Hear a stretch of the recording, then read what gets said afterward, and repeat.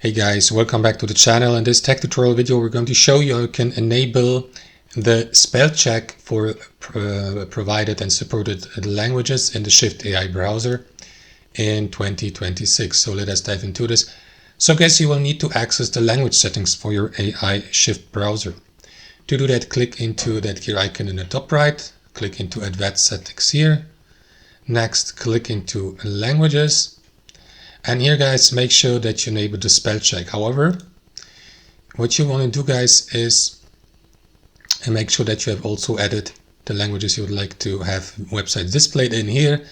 I have chosen English for the moment, but you can add more languages here from that list.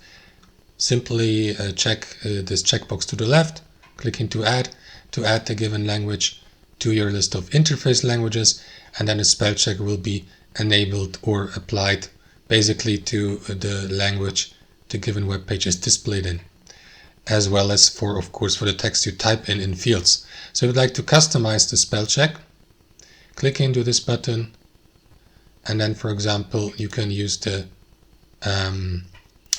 you can check the given word here, add a new word here, click into this button, and yeah, save it here.